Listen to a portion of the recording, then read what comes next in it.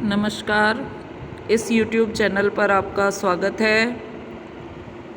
Last video में हमने वाणिज्यवाद के सिद्धांत एवं प्रेरक तत्वों पर चर्चा करी थी। आज का हमारा टॉपिक है वाणिज्यवाद के क्या परिणाम हुए। तो देखिए, वाणिज्यवाद के परिणाम दो चरणों में हम इनका अध्ययन करेंगे। वाणिज्यवाद के सकारात्मक परिणाम और वाणिज्यवाद के नकारात्मक परिणाम। कुछ तो पॉजिटिव पॉइंट्स भी थे और कुछ नेगेटिव पॉइंट्स भी थे। पहले हम बात करते हैं वाणिज्यवाद के सकारात्मक परिणामों की। तो सकारात्मक परिणामों में फर्स्ट पॉइंट जो आपका है वो है नए नगरों का उद्भव। वाणिज्य व्यापार से नए नगरों जैसे कि वेनिस, फ्लोरेंस, लंदन आदि का अभ्युदय हुआ था, जिन्होंने नवीन शहरी प्रवृत्तियों को विकसित किया और इन नगरों में बैंकिंग संस्थानों की स्थापना भी हुई। मतलब जो चीज़ें गांव में नहीं मिल पा रही थी वो अब नगरों में बनने लगी। बैंकिंग संस्थानों की स्थापना हुई तो उनसे आर्थिक गतिविधियों को भी बढ़ावा मिला। वाणिज्यवाद का आधारभूत सिद्धांत, जिस पर हमने लास्ट वीडियो में भी चर्चा करी थी, धातुवाद था, जिसमें अधिकाधिक सोना चांदी की प्राप्ति पर बल दिया गया था। वाणिज्यवादी गतिविधियों का जो एक महत्वपूर्ण परिणाम था वो था पूंजीवाद का अभ्युदय, जिसके परिणाम स्वरूप ही भविष्य में उदारवाद का प्रारंभ भी हुआ था। पूंजीवाद ने औद्योगिक क्रांति को संभव बनाया। जब तक हमारे पास पूंजी नहीं होगी तो हम इन्वेस्टमेंट कहाँ से करेंगे। आपके पास हर चीज़ खरीदने के लिए पूंजी होगी, कहीं इन्वेस्ट करने के लिए पूंजी होगी, तभी आप दूसरे काम पर ध्यान दे पाएंगे। तो औद्योगिक क्रांति जो है वो पूंजीवाद की देन है। इसी से भविष्य में उदारवाद का प्रारंभ हुआ।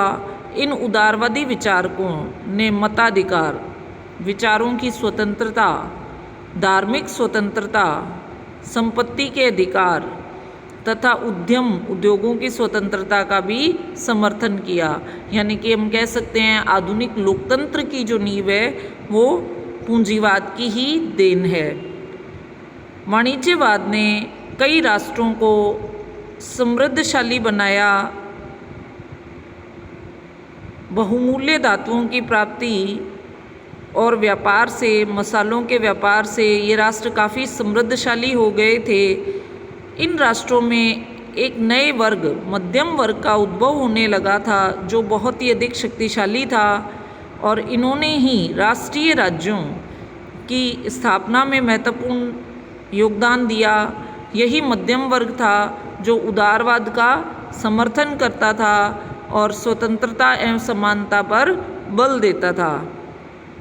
धीरे धीरे कालांतर में बहुमूल्य धातुओं का स्थान मुद्रा ने ले लिया, जिससे उत्पन्न व्यापारिक जटिलताओं के समाधान के लिए वित्तीय संस्थानों का आविर्भाव होने लगा।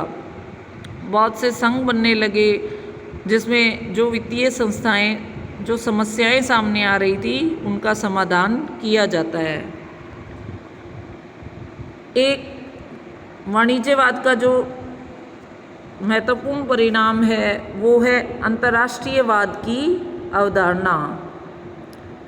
16वीं तथा 17वीं शताब्दियों में विश्व के सभी देश परस्पर निकट आ गए थे तथा अंतर्राष्ट्रीयवाद की अवधारणा जन्म ले रही थी।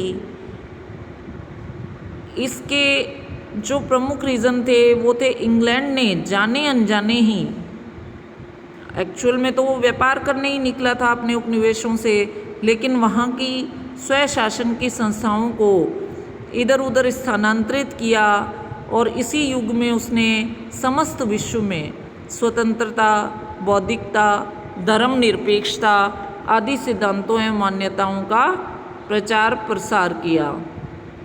इन विचारों से, संस्थाओं से पूरा विश्व लाभान्वित हुआ और एक अंतर्राष्ट्रीयवाद की अवधारणा उभर कर सामने आई। ये थे वाणिज्यवाद के पॉजिटिव पॉइंट्स, सकारात्मक परिणाम। नेक्स्ट है वाणिज्यवाद के नकारात्मक परिणाम। तो नकारात्मक परिणाम क्या थे? सबसे पहला जो नकारात्मक परिणाम था वो था दास व्यापार। वाणिज्यवाद का सर्वाधिक विकृत रूप दास व्यापार था। स्पेन तथा इंग्लैंड जैसे उपनिवेशवादी देश अफ्रीका से दास खरीदकर उनको यूरोप तथा अमेरिका में अमानवीय तरीकों से बेचकर अत्यधिक लाभ कमाते थे। अफ्रीका के कई देशों से उनको बंदी बनाकर दूसरे देश में ऊंची कीमतों पर, जैसे कि अमेरिका या यूरोप में ऊंची कीमतों पर इन दासों को भेजा जाता था और उनसे अमानवीय कृत्य करवाए जाते थे। तो ये वाणिज्यवाद का जो सबसे नेगेटिव पॉइंट है। सेकंड है अनेक सभ्यता और संस्कृतियों का समूल विनाश कर दिया। वाणिज्यवादी युग जो था इसमें उपनिवेशों की स्थापना की होड़ चल पड़ी थी। तो उपनिवेशों पर आधिपत्य स्थापित करने की प्रक्रिया में यूरोपीय राष्ट्रों ने अनेक सभ्यताओं एवं संस्कृतियों को समूली नष्ट कर दिया तथा उनकी अधिकाधिक धन संपत्ति पाने के उद्देश्य से एशिया, अफ्रीका एवं अमेरिका को निर्ममता के साथ लूटा। वहाँ की जितनी धन संपत्ति थी उसको लूट लिया था।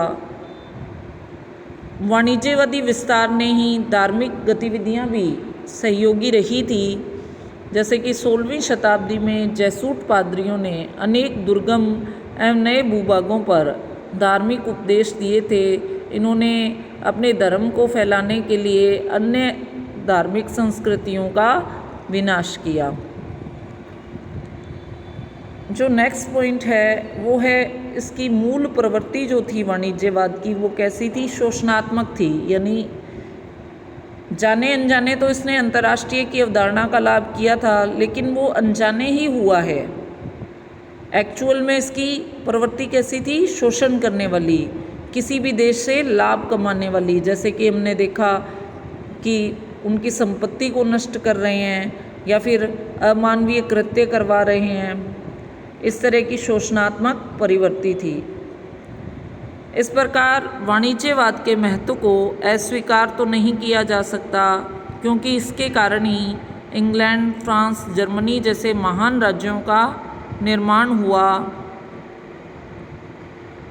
इस व्यवस्था के दोष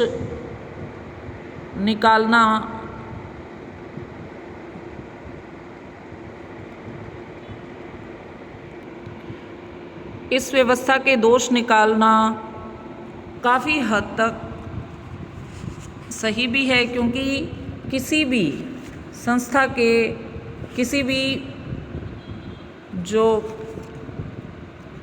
वाद है, जैसे कि वाणिज्यवाद या पूंजीवाद, इनके सकारात्मक परिणाम होने के साथ साथ नकारात्मक परिणाम भी होते हैं।